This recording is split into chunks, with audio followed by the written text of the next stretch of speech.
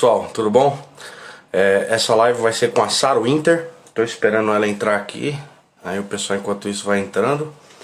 Então eu vou deixar ela salva. Então se você estiver entrando agora, pula alguns segundinhos aí para já começar a ver o bate-papo. A gente vai estar aqui com a Sarah Winter. Espero que seja um bate-papo bem produtivo. Eu espero que vocês possam estar participando também, mandando perguntas. É isso aí. Fábio Volante aí na área. A assessora da Sara já tá na área aí, a Maria, Cecília. E é isso aí, pessoal. Vamos lá, já vai mandando perguntas aí. Vamos ver a Sara entrando, tô aguardando ela.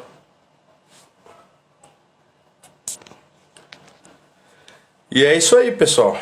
Vamos estar falando um pouquinho da minha experiência. A Sara chegou na área aí. Bora falar um pouquinho da experiência nos 300, da experiência de perseguição que a gente está tendo. Olá, Fala, minha tudo amiga bem? Sara. Que saudade E de você, aí, mulher. como é que você tá? Oh, Tá tô bem, com graças a saudade de Deus. você, viu? É isso aí, a gente desde Brasília, meu. Quanta coisa rolou, hein? Muita coisa aconteceu, mas seguimos firmes e fortes. Então, muito Graças a obrigada Deus. pela recepção aqui no seu Instagram, viu, Rafael? Sejam todos bem-vindos aqui na live e bora lá! É isso aí.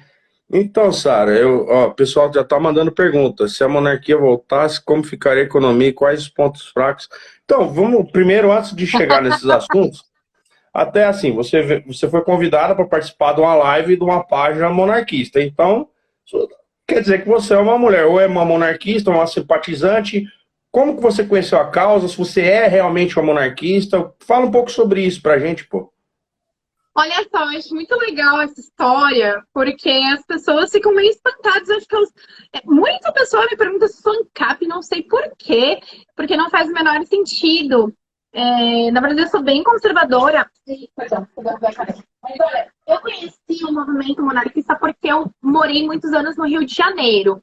E no Rio de Janeiro tem um círculo monárquico bom, bem estruturado, o pessoal faz bastante evento. Eu acho que o Rio de Janeiro, por ter essa proximidade com as casas imperiais, e por ter sido, né, a capital do Império, é, tem exatamente bastante, tem muitas referências que no nosso imaginário a gente consegue desfrutar. Eu sempre digo que um dos maiores privilégios que eu tive na minha vida foi ter morado no Rio de Janeiro, já porque eu morei no Rio de Janeiro quando eu era feminista, e aí eu tirei todo, tipo assim, o Rio de Janeiro, gente, é uma cidade que acaba, você consegue ver o melhor e o pior da vida numa cidade só. Ela é mágica. É como eu digo que o Rio de Janeiro é a pior e a melhor cidade do Brasil.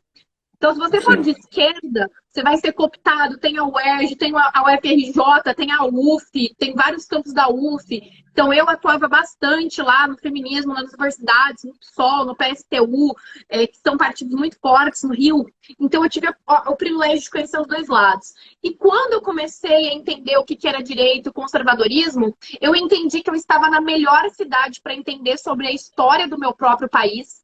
Então, eu tive o grande privilégio, por exemplo, de conhecer o Museu Nacional, que foi destruído praticamente pela incompetência dos gestores, do reitor da UFRJ. Então, eu tive a oportunidade de conhecer. Eu ia à missa tridentina na igreja. Na igreja Nossa Senhora do Carmo Antiga Sé, que foi onde Princesa Isabel foi batizada. Eu tive a oportunidade de tocar coisas, de observar, de entrar no imaginário e de entender a própria história.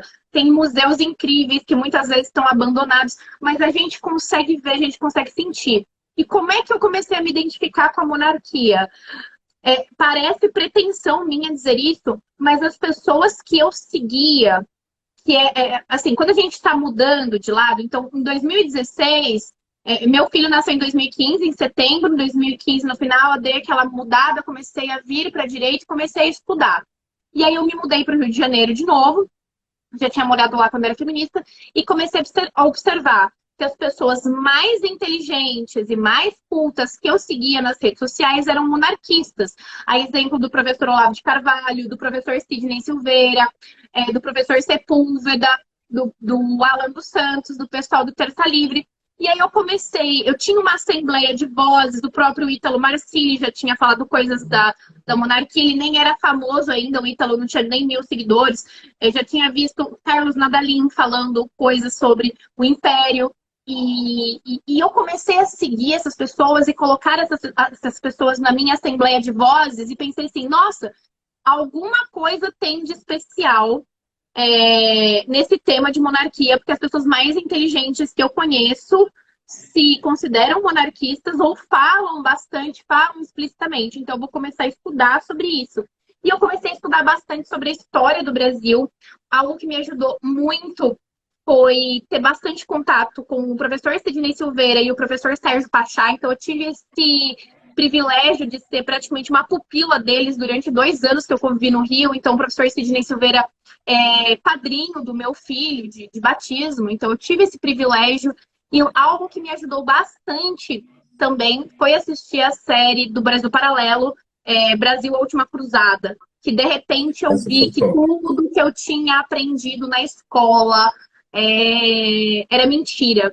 E como eu morei no Rio de Janeiro, eu anotei todos os lugares que o próprio Rafael Nogueira, eu já fui aluna dele, do curso de filosofia dele. Então, assim, a minha assembleia de vozes era praticamente uníssona, monarquista. Então, eu falei, bom, se eu quero ser tão inteligente quanto eles, eu preciso seguir os passos deles. Eu preciso estudar por que eles são tão... porque eles...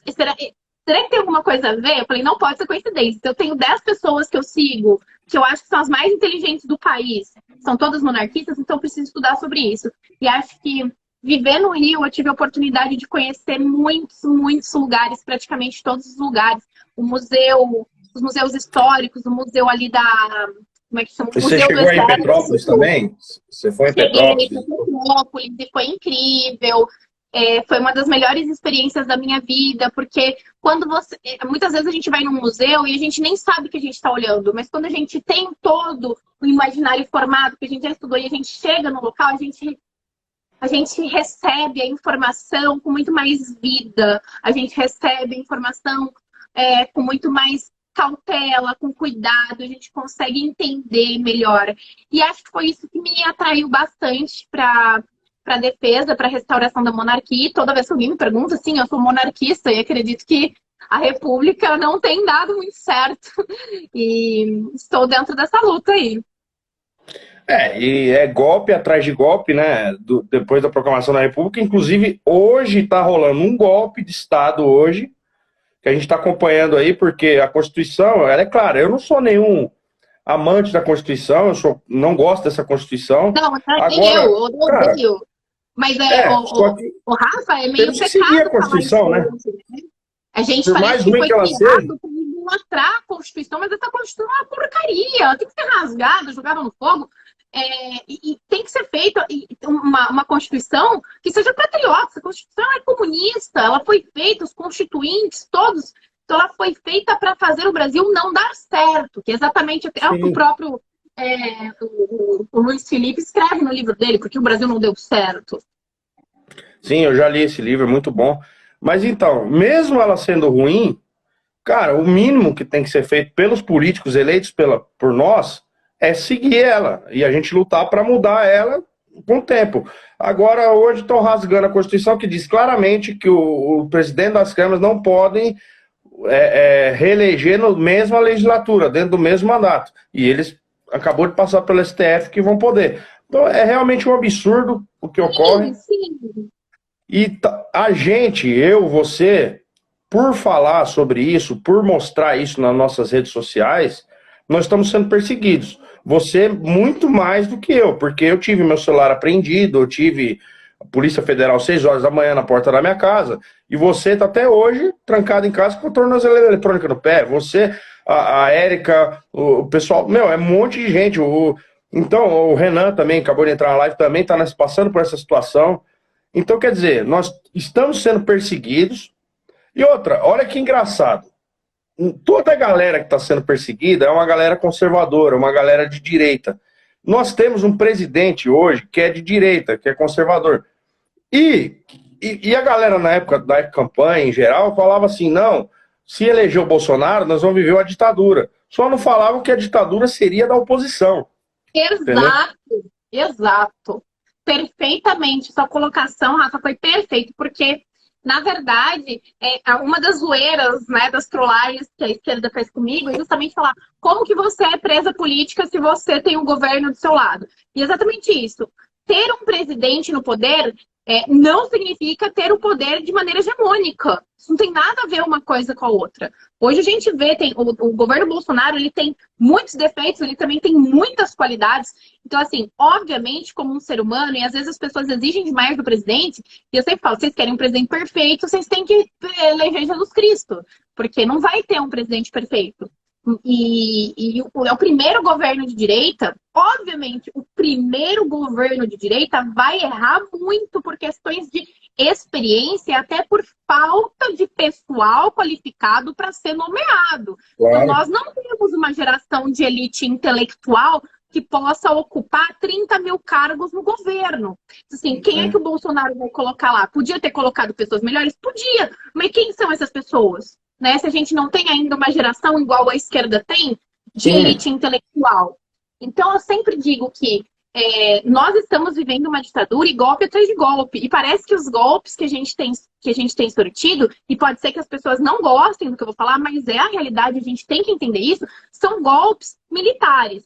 E isso é muito preocupante, porque em toda a história da civilização humana, os militares, eles não são de direita, esquerda, bons ou maus. O militarismo serve exatamente como uma ferramenta. Ela pode ser utilizada para proteger ou para coagir. O militarismo são forças de coerção, polícia, investigadores, forças armadas, etc. Você pega hoje, Cuba, Venezuela vivem sob um regime militar. Então, quer dizer, o pessoal que defende a intervenção militar. China, a China, a própria China, o Partido Comunista Chinês comanda os militares. Vários países da África. Então, assim, todos os lugares onde tem ditadura, você só consegue fazer um regime ditatorial se você tiver 3 pilares na sua composição, que são as instituições, o governo e as forças de coerção. Tanto que quando a gente estuda maneiras pacíficas de se derrubar ditaduras, a gente tem que derrubar um desses pilares, porque é como, né, a capinha do meu celular está segurando, se você derruba um, ele cai. Então, geralmente, o que a gente faz é cooptar as forças de coerção, porque eles estão mais próximos da gente, eles são pessoas ali que também serão atingidas como nós seremos. Isso pode funcionar ou não, mas leva tempo. E a gente tem passado por uma sucessão de golpes militares que, infelizmente, não me cheira bem. Eu tive uma grande... Eu namorei durante 4 anos um sargento do Exército e conheci bastante coisa do Exército. E uma das coisas que eu acho que deveria ser totalmente diferente é a questão do alistamento obrigatório. Porque militarismo tem que ser vocação, não tem que ser obrigação. Porque quando você obriga, imagina o Rio de Janeiro, favelas que tem em Belo Horizonte, favelas que tem em São Paulo. Quando você obriga um moleque de 17 anos a servir no exército, ele entra, ele aprende onde fica a munição, o armamento, ele aprende a atirar, ele vai aprender a capinar. Você tá treinando um bandido, às vezes. Mas ele vai sair e vai treinar a facção. Assim, tem que ser vocação de servir a pátria, entendeu? Militarismo não pode ser usado como reeducação. Reeducação tem cadeia para isso.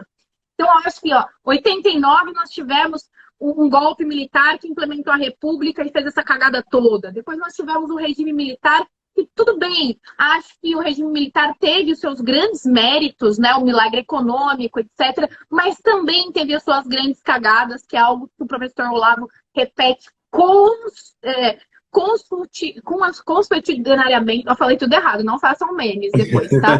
Consuetudinariamente, com relação a não trabalharem a intelectualidade e a cultura.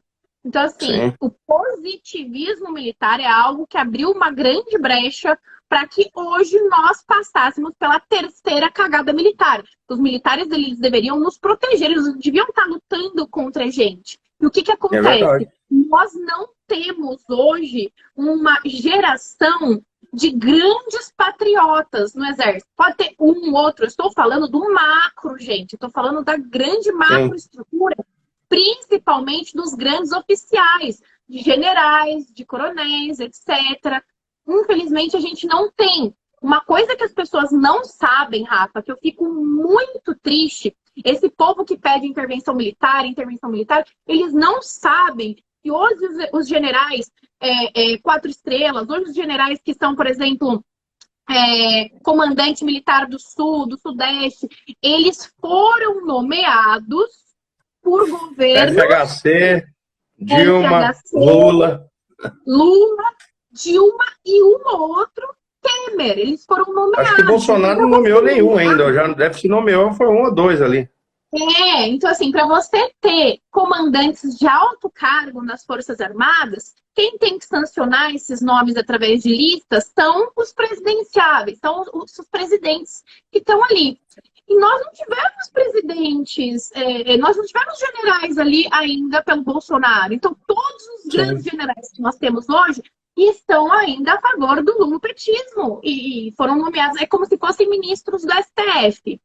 E aí você quer uma intervenção militar para colocar no poder um monte de general que foi nomeado por Lula, Dilma e FHC, cara, nem vocês estão loucaços das ideias. Assim, a gente não... você pode ter seu amigo praça, que é soldado, que é cabo, que é sargento, que é sub, e essa grande massa de praças, eles são bolsonaristas, eles são conservadores, mas eles seguem ordens. E eles não podem fazer nada.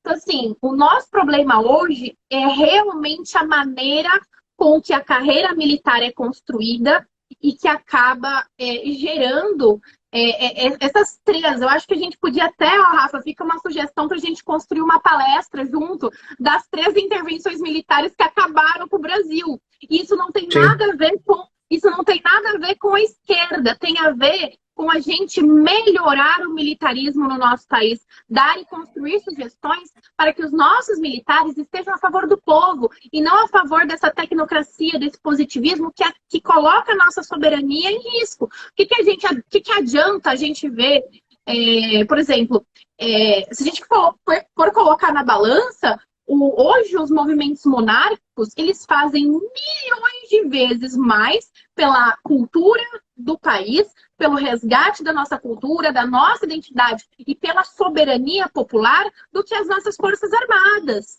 E isso não deveria ser assim, devia se manter em paridade. Devia manter em paridade. Eu acho que a gente podia fazer uma palestra. 89, 64 e 2020.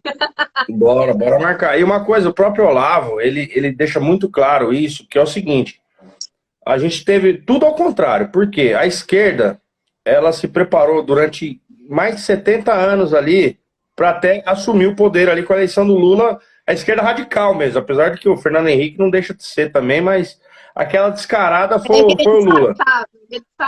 Ele veio disfarçado, assim. O Lula foi o comunismo descarado, apesar de que ele mais favoreceu os capitalistas do que os próprios comunistas, né? Mas, assim, a gente vê, a direita, ela nasceu, entre aspas, ali em 2013, começou a acordar aquele povo, que o brasileiro é um povo conservador, começou a cansar de ver, na televisão você vê aquela coisa parece ficção científica, mas você começa a ver aquilo real acontecendo, aquela roubalheira total, aquela coisa, o povo ficou de saco cheio, começou a tomar as ruas. Ali nasceu, foi onde começou a direita a abrir o leque. E aí chegou, em poucos anos, ali, você vê, em 5 anos, chegou a ter um presidente. Então, quer dizer, foi muito rápido, não teve tempo de educar a galera, não teve tempo de preparar a galera. Então hoje nós temos aí um presidente de direita que não governa, porque hoje você tem o Congresso dominado, o sistema dominado, a mídia dominada, as escolas dominadas. Por isso eu sou a favor, por exemplo, da escola cívico-militar, porque você vai trazer um pouco de patriotismo para essa molecada com a educação, com um pouco de disciplina, isso é a parte boa do positivismo, entre aspas. Porque eu não vejo nada bom no positivismo, mas eu vejo esse lado positivo, que é um ensino mais rigoroso, e coisa que eles não fizeram na época deles, né? Que no período do regime militar... É o que faltou, Jesus. Não teve isso. Então, eu falo, eu defendo que tem escolas cívico-militares, que a molecada venha a cantar o hino nacional dentro da escola, o hino da bandeira e etc., e venha resgatar um pouco desse nacionalismo, e para que daqui a alguns anos a gente tenha uma geração um pouco melhor. Porque hoje, quem que influencia a nossa geração? Felipe Neto, cara. É esse tipo de gente que influencia. E falta gente que nem você tem. Você é uma grande influenciadora, mas você influencia jovens. A gente precisa de gente. Eu tô vendo que falta gente no nosso meio para influenciar adolescentes, crianças. Não tem, cara. Não tem ninguém. Sabe? É complicado, viu, Sara? Pois é. Eu tenho um livro aqui que é difícil de encontrar, achei ele até num sebo, ele tá até com a capinha rasgada, é uma dosinha, mas eu tô para colar, para pedir para restaurar, que é Educação Moral e Cívica.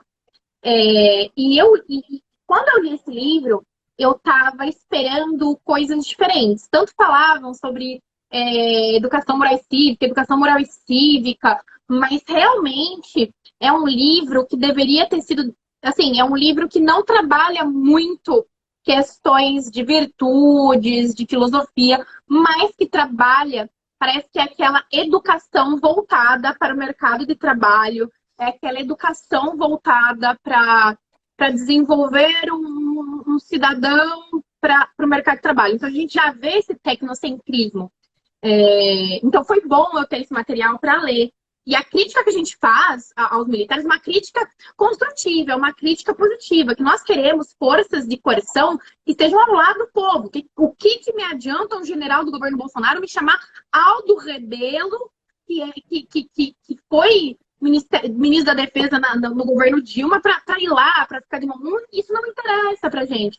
Interessa que os militares sejam por vocação, não por obrigação. Interessa a nós, cidadãos, que haja uma reforma constituinte. Isso está um pouco longe da nossa realidade, por questões agora de reeleição de Alcolumbre, reeleições ilegais, inconstitucionais. Mas eu soube que o Luiz Felipe ele estaria redigindo uma nova Constituição para ser apresentada, e eu tenho muita esperança nisso, sabe? Mesmo que a gente tenha como objetivo um grande levante popular, democrático, viu, Alexandre Moraes? Democrático, para pedir isso, para pedir uma reforma, para pedir emendas, para que a gente consiga ter uma Constituição que realmente seja verdadeira e que realmente contemple as nossas necessidades. A nossa Constituição Mas não adianta nada ter uma Constituição dessa se continuarem rasgando diariamente também. Então isso tem que mudar. Pois é, exatamente. Então, por isso que eu defendo o poder moderador, que é quem vai realmente garantir a Constituição, né? Pois é, e esse é o problema do poder moderador, que seria também as forças de coerção. Aí a gente bota os generais todos, que são petistas nomeados, para fazer o poder moderador, que não adianta nada, entendeu? O poder do rei, assim, o poder moderador é da família imperial, que ela não vai governar em nada, ela está desligada da política em si. E está lá para garantir com que mantenha a vontade popular, mantenha a Constituição e esse tipo de coisa. Por isso que eu defendo a restauração da monarquia, como ter um quarto poder desligado, que é um poder que pensa no futuro, eu tinha um rei que é o quê? Entregar um país melhor para os seus filhos. Então, é o que acontece em vários países hoje. Você deve ter conhecido vários países que são monarquias, e você vê que o IDH desses países são muito maiores do que o do Brasil, assim, infinitamente. Mesmo monarquias árabes, você pega aí, você vai lá no Catar, por exemplo, você pega ali, Emirados Árabes, Catar, são monarquias, e lá a polícia anda de Ferrari. Aí você pega Iraque, Afeganistão, são repúblicas e os caras morrem de fome e levam um tiro no meio da rua. Sim, exato. E é exatamente isso. Às vezes as pessoas pensam que nós somos pessoas que estão viajando na maionese, que é algo impossível. Eu não sei dizer se isso é possível. Eu não sei dizer se nessa linha é possível restaurar a monarquia. mas eu acho que a gente tem que fazer o máximo para a gente trazer de volta a nossa história, trazer de volta as nossas bases, o que deu origem à formação do brasileiro, de volta para as disciplinas de história, de geografia, é fazer um revisionismo mesmo, porque eles fizeram, a gente tem que fazer um contra-revisionismo, né? Trazer de volta para a nossa cultura, para o nosso imaginário, porque ninguém sabe nada sobre a monarquia, ninguém sabe como o país era rico, ninguém sabe como o país era desenvolvido, até em questões de tecnologia, em questões de ciência e tecnologia, em questões de transporte. E desde que houve o primeiro golpe militar, a gente viu que o país só decaiu. E isso foi retirado dos livros de história ao ponto de que parece que, sei lá, de Vargas para frente, as pessoas não sabem. Na verdade, as pessoas nem sabem nada. Getúlio Vargas, as pessoas acham que é nome de rua, nome de avenida. Mas as pessoas não sabem e não têm, elas podem até ter uma vaga imaginação por conta de novelas de época, talvez, assim, de como é. Mas de Vargas para trás, as pessoas não têm ideia de como era. Tanto que as pessoas nem, quando falam em monarquia, as pessoas pensam que, quem vai ser o rei? Não, gente, era um imperador. Existe império, existe principado, existe ducado, existe um monte de outras coisas, né? De denominações e termos corretos para cada área, cada território, cada modelo, etc. E as pessoas acham um absurdo isso, mas elas não acham um absurdo o modelo que nós temos hoje. Aristóteles dizia que a democracia era menos pior, né? E realmente eu já estou achando que não é menos pior, eu estou achando que é uma das piores, porque a democracia faz com que muitas vezes, até a questão do próprio voto obrigatório, né, Rafa? O voto obrigatório, o voto compulsivo, faz com que pessoas que não têm a mínima noção de política nem de nada acabem tendo que votar, formem grandes currais eleitorais, vendam seus votos, e a gente não tem a política ideal que era, né, para visar o bem comum para todos os cidadãos. A gente acaba, quando vota, você vê nos Estados Unidos, né, nos Estados Unidos, a esquerda, todos os anos eleitorais, eles fazem uma grande campanha para estimular as pessoas a votarem. Então, eles imploram para as pessoas votarem, porque só quem tem vontade de votar é só quem tem a sua consciência cívica e entende o que é aquilo. Então, acho que é por isso que as pessoas acham que eu sou anarcocapitalista, porque eu sou muito... Isso trata de cultura, não de educação. É só ver um exemplo básico. Isso. É cultura, não é educação. Por quê? Pega aqui em São Paulo, é o maior exemplo. Quem foram os maiores eleitores do Boulos? Cara, foi os universitários. Então, quer dizer, vai falar que falta educação? Então, assim, nesse sentido, na verdade, a cultura do povo vem de muitos anos o quê? Você pega aí a Rede Globo, não só ela, mas todo o sistema midiático em geral, pega um Getúlio Vargas que você citou e idolatra esse cara, trata ele como... Só que não fala que ele matou brasileiros aqui dentro de São Paulo. Não fala que ele foi realmente um ditador... E nunca eu vi a mídia colocando Getúlio como ditador. Nunca. E, não fala. Não fala que ele queria ficar do lado da Itália na época da guerra e que os Estados Unidos pressionou, chegou a botar uma base aérea aqui no Brasil. Se ele fosse pro lado da Itália, a gente ia simplesmente guerrear com os Estados Unidos. Pois é. Enquanto a gente vê, né, na época da monarquia, as guerras que nós tivemos aqui no Brasil foram guerras de formação territorial, pequenas guerras civis e territoriais para a constituição de um país, para a constituição de uma nação, para a constituição da soberania nacional. Então, olha a diferença. Olha a diferença. Sim, falta muita educação. Vamos ver o pessoal aqui. Ó, o Fábio Volante, nosso amigo do Ave Império, perguntou como você vê o resultado das urnas na última eleição.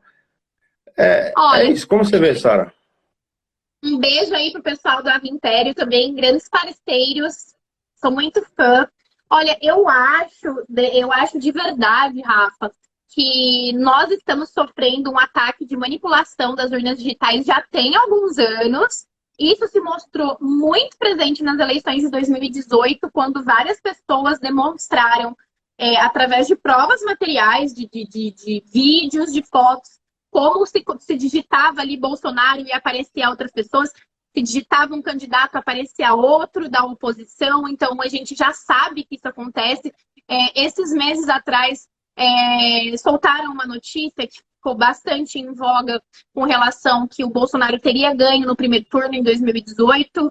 Não sei o que o presidente vai fazer em relação a isso e o que não vai, mas o que me soa muito, muito, muito intrigante, eu vou tentar falar com as palavras mais suaves possível para a gente não ir para Shadow Ban e para essa live não cair, que eu quero que ela fique salva aqui. Me soa muito intrigante que o ministro Barroso, que está agora no Supremo Tribunal Eleitoral, foi fazer um tipo de intercâmbio para os Estados Unidos para observar a fiscalização das eleições lá. Então, nos Estados Unidos, houve uma grande fraude que foi inédita na história. Não, está sendo descarada agora. E essa maior fraude da história dos Estados Unidos, que é conhecido por ser um exemplo na democracia, na liberdade, etc., um exemplo mundial, desde a sua guerra civil, desde a sua independência, nós achamos um pouco curioso, estranho, que o ministro Barroso passou essa temporada lá e voltou para o Brasil a fim, né, de estar aqui durante o período eleitoral. Durante o nosso período eleitoral, mesma coisa. Muitas urnas apresentaram defeitos, tiveram esses problemas de outras pessoas. A gente digitava um número, apareciam outras pessoas. Muitos bugs, muitos problemas técnicos e uma surpresa para todos. O Centrão fez um grande número tanto a esquerda quanto o Centrão fizeram um grande número e um número superior de candidatos do que a direita. O que é muito estranho quando nós temos um presidente de direita no poder e quando a gente viu um grande esforço da base aliada do presidente, de deputados, indo para lá e para cá, fazendo campanha, justo quando o povo mais acredita no Bolsonaro. O Bolsonaro nunca teve uma rejeição tão baixa e uma taxa, né, de aprovação tão alta. Então me soa muito estranho que justo nesse momento, onde deveríamos ter uma grande leva de candidatos de direita eleitos, nós tivemos uma grande evolução do PSOL, nós tivemos uma grande evolução do DEM, do PSDB e do PMDB.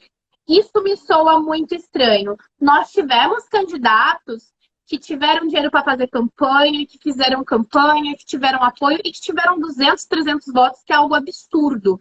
E quando se vai lá no TRE para procurar voto, não sabe onde está voto, quando se observa as centésimas, as milésimas, tem gente que ganhou, que teve menos o dobro. Então, assim, essas eleições, na minha opinião, foram muito, muito, muito fraudadas, não fazem sentido, os resultados não condizem com a realidade das análises de grandes analistas políticos e não me cheira bem que coincidentemente o ministro responsável pelas eleições do Brasil tenha participado ativamente da fiscalização dos votos na maior fraude dos Estados Unidos e tenha vindo para cá e nós tivemos um tipo de fraude também. Talvez ele foi lá dar dicas, né? Mas é o que eu sinto. Tomar cuidado que fala que dá problema. Porque é uma minha opinião, eu não tenho como provar, é só uma opinião minha, uma suposição. Eu acho estranho, Sim. Não posso afirmar nada, mas eu acho estranho. Cara, a gente desconfia, né? A gente acha, poxa, você vê um presidente eleito com tanto voto e você vê meia dúzia de prefeitos conservadores no Brasil inteiro, você vê meia dúzia de vereadores conservadores no Brasil inteiro, e você vê o Centrão crescendo, a esquerda deu uma caída, o PT, né? Caiu, mas o PSOL explodiu, assim, muitos, sabe, ganhou muita prefeitura, muitos vereadores aí. Aqui em São Paulo, a Câmara tá uma tristeza. Eu tô com dó da Soinara, que foi a única conservadora eleita aqui, e a gente sabe que ela vai sofrer pressão, até por ter sido até estagiária do Eduardo Bolsonaro, foi assessora dele, aí virou chefe de gabinete do Gil Diniz. Então, tipo, ela é tudo que a esquerda odeia, e vai Sim. sofrer pressão. A gente Falando tem que sobre rezar pressão, muito para ela, porque a Sonéria precisa muito de oração, porque vai ser uma guerra política, uma guerra espiritual, que ela tá jogada sozinha lá, e a gente vai ter que dar muito apoio para ela. sim, com certeza. A Gabi Rodarte também lá em Goiânia, mas ela não tá tão sozinha, mas tá ali praticamente sozinha ali. Agora, falando Sim, sobre pressão, Sara, uma coisa que eu senti até aqui nos comentários mesmo, quando eu publiquei a nossa live, cara, é demais, demais, demais o número de haters que você tem, é muito. Como você lida com essa pressão de haters, assim? Você já se acostumou, ainda você chora, você fica triste? Porque eu já vi você chorando por pressão desse tipo de pessoas atacando você.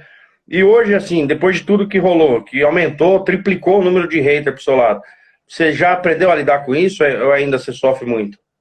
então, na verdade, eu lido com haters desde 2010, quando eu era feminista. Então, eu tinha haters de tudo quanto é tipo. Então, o meu problema não tem problema nenhum com hater. Inclusive, às vezes, quando eu tô de boa, assim, eu até converso com alguns. E eu tenho um grupo de meninas, que é um grupo anônimo, né? De meninas que eram feministas e que vinham me ofender. E eu começava a trocar ideia e eu comecei a converter essas meninas. E hoje eu tenho um grupo, né, de meninas ex-feministas que elas vêm me xingar assim. E eu falo, essa daqui tem que, deixa eu ver. E aí eu começo a fazer um método socrático, começo a perguntar, já estudou, não sei o quê, e eu consigo convertê-las. O meu problema, Rafa, não é com os haters, porque haters gonna hate, sabe? O que eu faço com eles, ou eu converto eles, ou eu ignoro eles, ou eu processo eles. Então, quando as pessoas vêm falar muita bobagem, me ofender, falar palavrão, falar do meu filho, fazer ameaça, eu processo CPF por CPF. Eu tenho um corpo jurídico com 7 advogados, a gente faz mutirão e a gente sai processando, principalmente pessoalzinho verificado. Agora, o meu problema é com o pessoal da direita, que deveria apoiar Não, e e se aqui faz é de tudo direita tudo. mesmo. Hoje o que você tem são os caras do próprio time. É demais, é o Então, pessoal da assim, direita. o meu problema não é com o hater pessoal de esquerda. O meu problema é com o pessoal da direita que faz fogo amigo. Porque nós temos pessoas incríveis no Brasil que podem ser bem trabalhadas para serem grandes líderes, seja na política partidária, seja na vida intelectual, seja no campo de aulas da academia, seja no campo da psiquiatria, seja em todos os campos para ocupar espaço. E eu sinto que essas pessoas elas têm que ser valorizadas. A direita ela tem um grande problema com ação. Eu sinto que na direita ninguém quer fazer nada e quando alguém faz, ao invés de ser elogiada, essa pessoa é criticada. A direita ela tem no imaginário dela que a pessoa conservadora é uma pessoa quietinha, que engole tudo, de gravatinha borboleta, que vai à missa nos domingos e que depois come um macarrão com a família e fica ali, sei lá, algo assim. E a gente tem que entender que para a gente formar uma classe conservadora, a gente tem que tomar espaços, porque nós estamos perdendo essa guerra. Então, para a gente formar uma classe hegemônica, a gente tem que a gente tem que lutar para isso. E luta não se faz sentadinho só em casa sem se sujar. Você quer ir para a guerra e quer ficar limpinho? Então, assim, o pessoal que foi para a Segunda Guerra ou que lutou nas guerras durante toda a história da humanidade para salvar suas mulheres e filhos, para construir suas casas, suas propriedades privadas, essas pessoas se sujaram.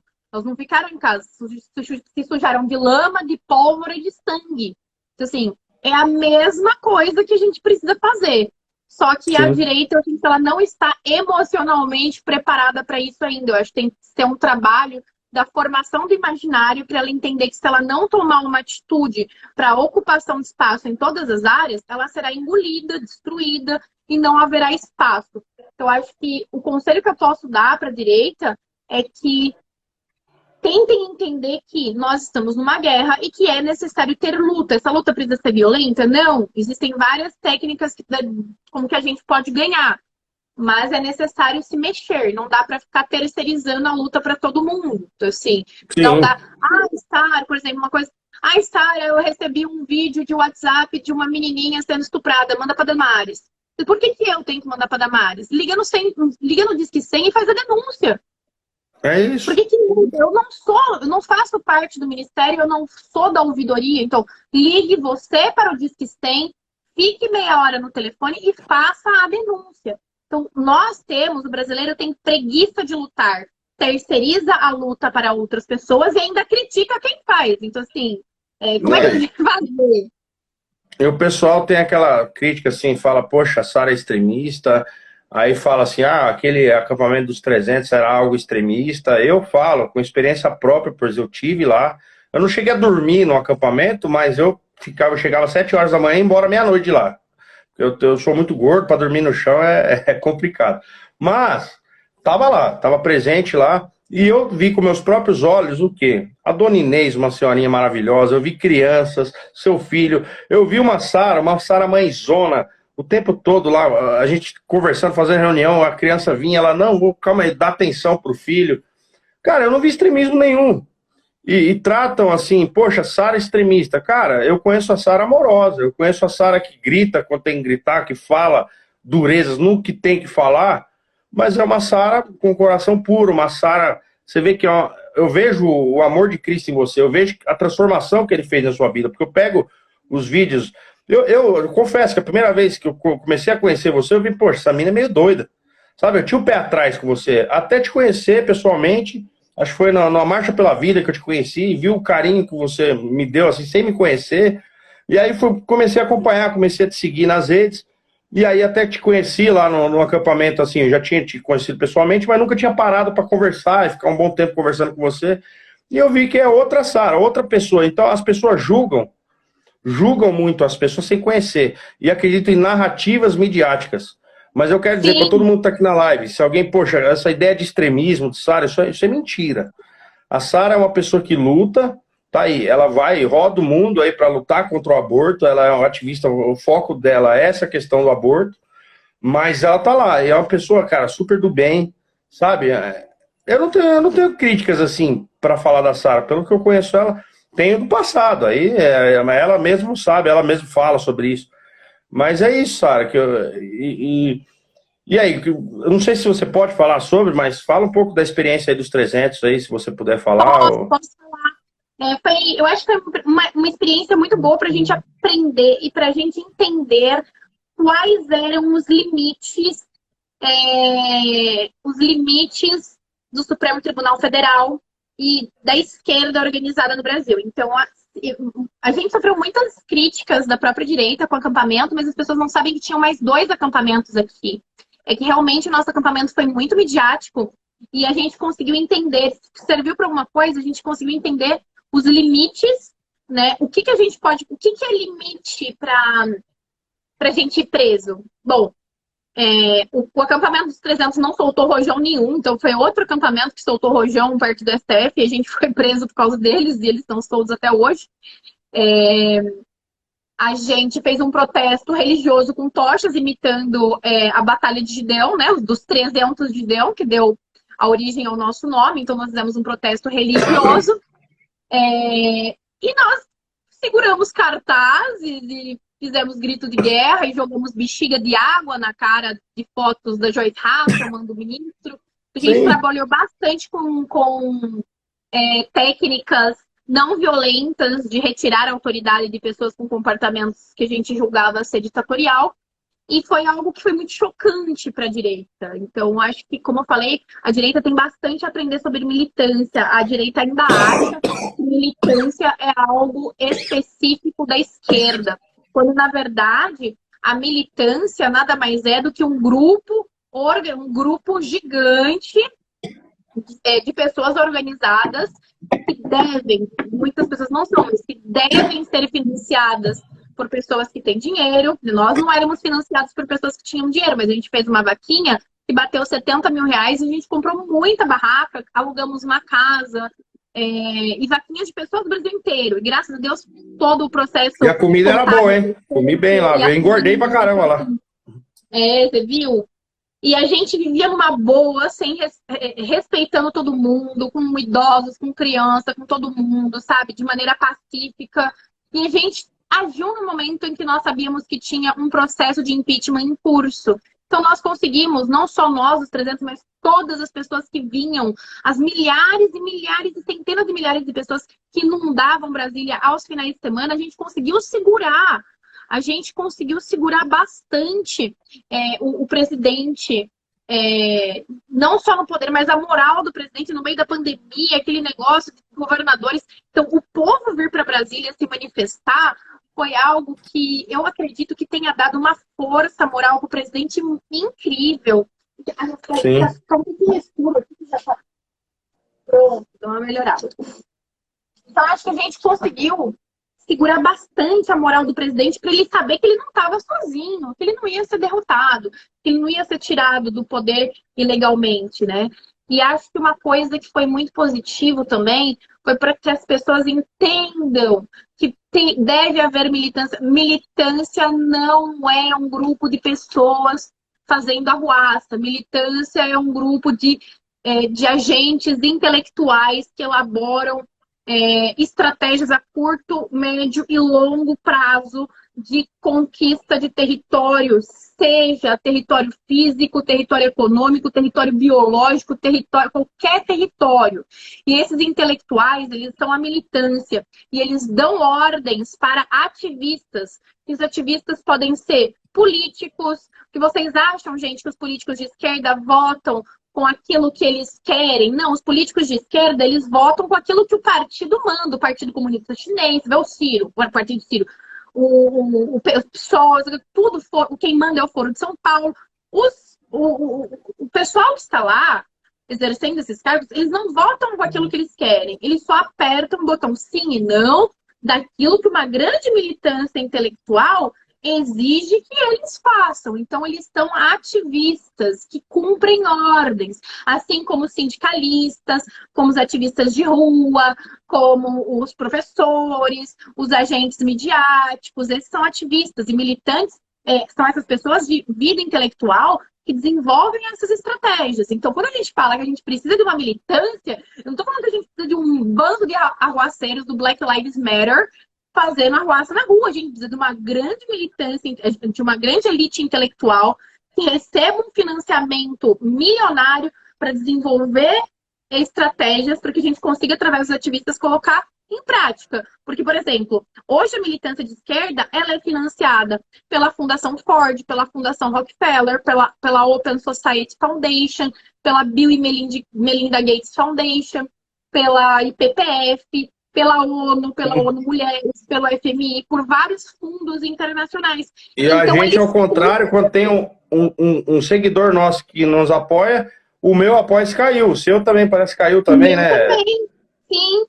Quer dizer, assim, a gente tem às vezes um pequeno apoio. Eu tinha um apoio esse meu, dava nem R$200 por mês. Caiu. Exato. E não são de grandes fundações, são de pessoas físicas que acreditam no projeto. Entendeu? A gente dos 300 conseguiu uma vaquinha com R$70 mil e nós estamos sendo investigados por atos democráticos para saber quem financia. Quem financiou foi cerca de mais ou menos uns 1.500 brasileiros que mandaram seus R$20, seus R$10, seus no máximo R$50, porque acreditaram nisso e a gente fez o máximo que a gente conseguiu. Então, é isso, gente. Isso que é uma militância. Gente, a direita precisa amadurecer. A gente também não pode ser tão cruel com a direita, porque a gente tem que entender que a esquerda ela já existe há uns 150 anos. E a direita, ela tá engatinhando. Só que a gente precisa continuar e avançar o ritmo. A gente não pode ficar... É julgar menos nessa área. É julgar um pouco menos, né? Positivo. E aquela coisa, é o que eu digo, poxa, todos nós somos pecadores, todos nós somos falhos, todos nós erramos. Quando eu vejo alguém aí, um político, um deputado nosso, um ativista ou alguém fazer uma merda, cara, eu não sou aquele primeiro a dar pedrada, eu falo, ó, você tá errado e tal, mas não sai batendo.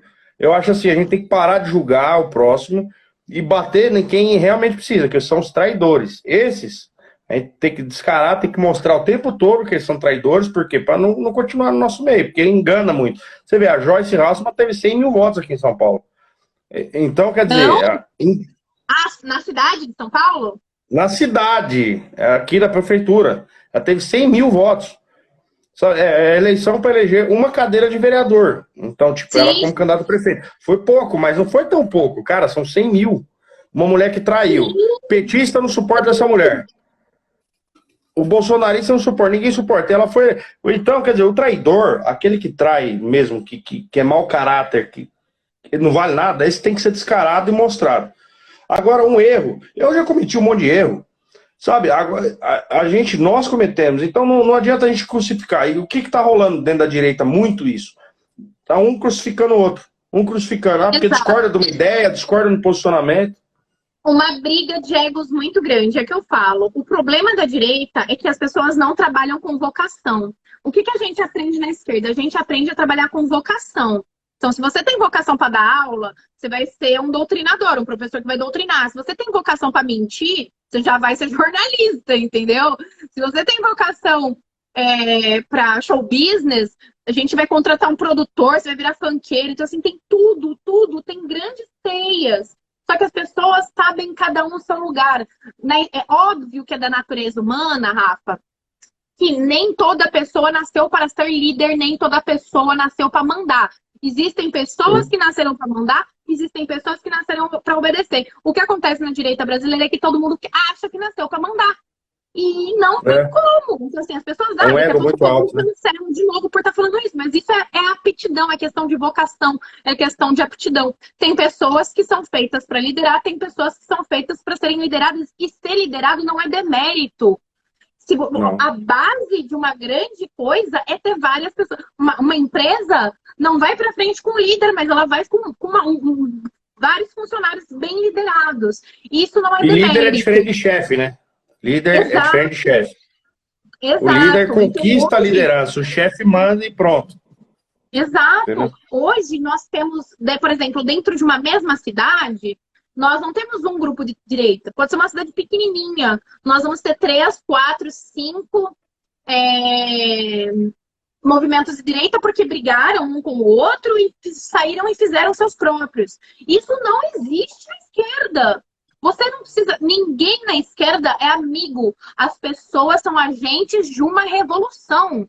É uma questão de maturidade. Eu não tô lá para fazer amizade. Eu não tô lá para ganhar dinheiro. Tem muita gente na direita que acredita mesmo que vai conseguir cargo público. As pessoas têm que tirar isso da cabeça. Cargo público não é algo que vai mudar a sua vida. É uma porcaria, entendeu? Acham que vão... Eu acho que a direita ela tem ainda um pensamento infantil de pensar que um cargo público de vereador é o supra-sumo do poder. O supra-sumo do poder é você ser o Lehman, entendeu? O Lehman aqui no Brasil, que é dono praticamente todas as escolas como é que chama? Particulares, ele elegeu 5, ele elegeu 4 ou 5 deputados. Um menino lá que é a Tabata Amaral, um outro lá que é cadeirante, entendeu? Então, assim, as pessoas estão achando que vão mudar o mundo sendo vereador, entendeu? Tem pessoas que nasceram para ser vereador, tem pessoas que nasceram para ser assistentes, tem pessoas que nasceram para ser padres, pastores, para serem empreendedores, nasceram para ser professores. A direita tem que aprender a seguir suas aptidões e vocações e aprender a obedecer quem chegou primeiro, quem lutou primeiro e quem entende mais. Por exemplo, hoje eu vejo e me dói muito o coração, muita gente de direita chamando o professor Olavo de velho gagá. Gente! Às vezes, poxa, ninguém precisa concordar com tudo que o senhor Olavo fala, professor. Cara, mas é só para você pegar as palestras que ele dava nos anos 90 e ver o dia de hoje. Tá. Exato. Então você vai ver qual tem razão. Eu não concordo 100% com tudo que ele fala, mas 99% eu concordo. E eu sei que ele tem razão, ele tem base, ele estudou. Enquanto a gente aqui tá engatinhando, o cara tá, desde de moleque, estudando. Ele já foi no meio, ele era do meio dos comuns, né? Ele sabe como é que funciona lá de dentro. Então, assim, cara, você discordar de uma ideia do Olavo é uma coisa, agora você jogar toda uma bagagem fora por causa de uma ideia que você discordou... É muito triste. Eu vejo assim, nós temos grupos que estão se formando no Brasil, de uma elite intelectual de jovens que estão se formando, que são super... São pouquíssimos valorizados. O pessoal, os meninos do Instituto Borborema, eu sou super fã deles. Eu acho que eles têm um trabalho incrível. Maravilhoso. O Instituto Newman, aqui em Brasília.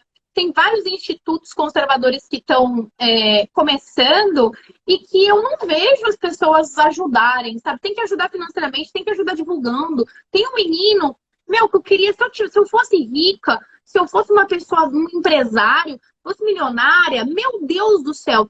Quando surgiu o Sleeping Giants aqui no Brasil, essa iniciativa de tirar as plataformas, o meio de sustento dos conservadores, teve uma pessoa, um menino, que fez um Instagram e fez um Twitter chamado Gigantes Não Dormem, para fazer o Sleeping Giant, a técnica ao contrário, para a gente conseguir fazer as denúncias e derrubar os caras de esquerda. Você vai no Sleeping Giants, tem 300 mil pessoas seguindo os caras e denunciando. Mas tem um Twitter novo aí que saiu tá em inglês, mas tá Gigantes Acordados em inglês. Gigantes Não Dormem. Sei lá. Gigantes Acordados. Aí o que acontece? Esse aí, inclusive eu tenho até o Instagram lá, o @, se alguém quiser, eu até dou. Eu fiz isso aí no começo, só que eu não tinha tempo pra estar tocando esse projeto. Aí, mas agora eu vi que lançaram, e ontem, inclusive, eu dei um RT, o mesmo negócio lá que eles colocaram, assim, esse gigante e o adormecido e o acordado. O adormecido deu 1000 curtidas, e o acordado deu 3.000, 7.000, sei lá. Tipo, tá bombando essa ideia aí da gente, os conservadores. Vamos fazer barulho. A gente tem que lutar com as mesmas armas dele. Tem que valorizar essas ideias. A gente precisa valorizar essas ideias. A gente precisa... a gente não pode ver concorrência entre nós. A gente não pode se tratar como amigo. A gente tem que se tratar como companheiro de luta. Ai, Sara, mas isso é terminologia da esquerda. Não é, gente. São ferramentas de trabalho. Um martelo pode pregar um prego e botar um quadro bonito e pode dar uma martelada na cabeça de alguém e matar, entendeu? Então, assim, não existe coisa de direita e coisa de esquerda. Existem ferramentas. Aí depende de quem vai utilizar essa ferramenta. Então, a gente precisa apoiar essas iniciativas. Ai, que ideia boa, vou pegar e vou fazer outro. Não faz outro, apoia o cara que já está fazendo, entendeu? Então, claro. É isso que a gente tem que fazer. A gente tem que procurar... Quando a gente fala de unir, também a gente tem que separar o joio do trigo, porque nessa onda Bolsonaro, olha quanto desgraçado que veio, entendeu? Então a gente tem que saber separar o joio do trigo, e quando a gente separa o trigo, a gente tem que trabalhar com essas pessoas. Então, se você tem uma agência de marketing, ajude. Se você é advogado, preste seus serviços, entendeu? Ajude. E colabore. A gente tem que formar uma grande rede de ajuda. Vocês sabiam, galera, que o pessoal de esquerda só consome serviços de quem é de esquerda? Existem comunidades no Facebook com 100 mil pessoas, 80 mil pessoas de esquerda ofertando seus serviços de tudo quanto é tipo. Desde eletricista, faxineira, babá, comida vegana, marketing. E eles só consomem de pessoas de esquerda e fomentam a economia. E tem um monte de direita assinando fone em vez de assinar um Terça Livre, um Brasil Sem Medo.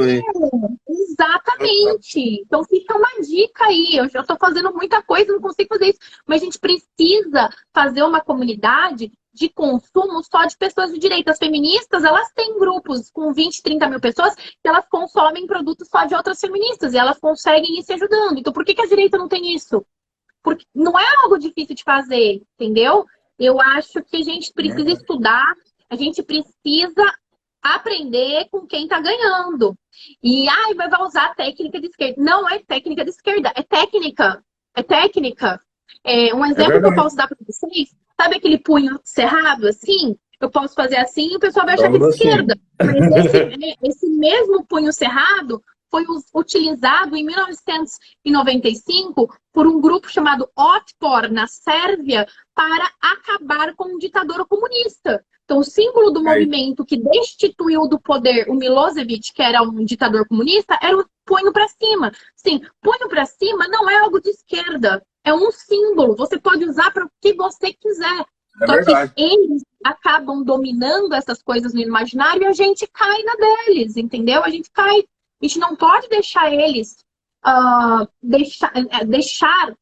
permitir que eles dominem nosso imaginário, o nosso vocabulário, as nossas ferramentas. A gente tem que não é empoderar, se empoderar, tomar isso de volta para nós É e verdade. utilizar isso para que nós sejamos hegemônicos, para que nós tenhamos a dominação do poder. 30 segundos para acabar, Sarinha. Eu quero agradecer demais essa live e deixa aí seu recado final para a galera aí. Gente, me perdoem pelo atraso, minha vida é meio louca, assim, eu tenho umas reuniões fora de hora com advogados e é isso. Espero que vocês tenham gostado e vamos fazer aí um curso aí, ó, das transrevoluções militares. Boa. Aí, acho que vai ser bem legal. Eu vou deixar Beijinho, salvo. Rafa, obrigada. Eu vou deixar salvo aqui a live aqui para a galera assistir depois, vou compartilhar. Obrigado, Sarinha. Deus abençoe você e vamos rumo à próxima aí. Fica com Deus. Tchau, tchau. Tchau.